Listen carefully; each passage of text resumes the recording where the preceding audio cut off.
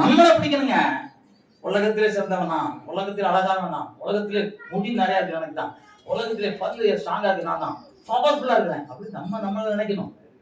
இல்லைங்க நம்ம வயசாயிடுச்சு, நான் போய் என்ன இந்த ரிட்டையர்மெண்ட்டுக்கெல்லாம் போலீஸ்ல ரிட்டையர்மெண்ட் கூப்பிட்டு போங்க. ஏன்னா எனக்கு 74 வயசு.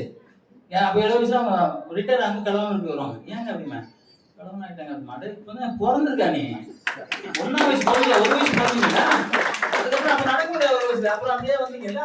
அது மாதிரி நம்ம இப்போதான் பிறந்திருக்கோம், திருப்பி எக்ஸசைஸ் பண்ண வேலைக்கு போகணும். இல்லை சாப்பாடு ஃப்ரீ ஃபுல்லாக எவ்வளோ விஷயம் பண்ணலாம். கழுது தெரியுமா, கழுது தெரியுமா இருக்கும் தெரியுமா, அதை பரவாயில்ல. கழுகு வந்து என்ன பண்ணணும்னா கொஞ்சம் வயசாயிடுச்சுன்னா ஒரு ஒரு பாறைக்கு நடுவில் உள்ள போய் உட்காந்துக்கும், இறக கொத்தி கொத்தி வெளியே போட்டுரும்.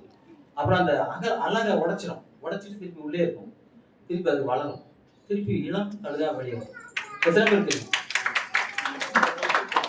இதுதான் கழுகு வாழ்க்கை. அதாவது அதுக்கு வந்து நம்ம மாதிரி நமக்கு எத்தனை அறிவு இருக்கு?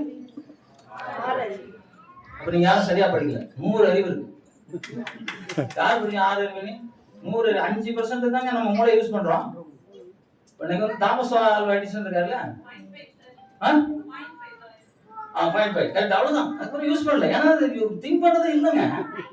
நீங்க திங்க் பண்ணணும், பயன்படுத்துறது. அது யோசனை பண்றதே இல்லை சார், பயன்படுத்துறது. ஏன்னா கண்ணு பிரெயின் இல்ல யார் அதிகமா யூஸ் பண்ணுங்க. ஓ அப்ப இவர் தாமஸ் ஆல்வா எடிசன் அவர் பெரியவர்.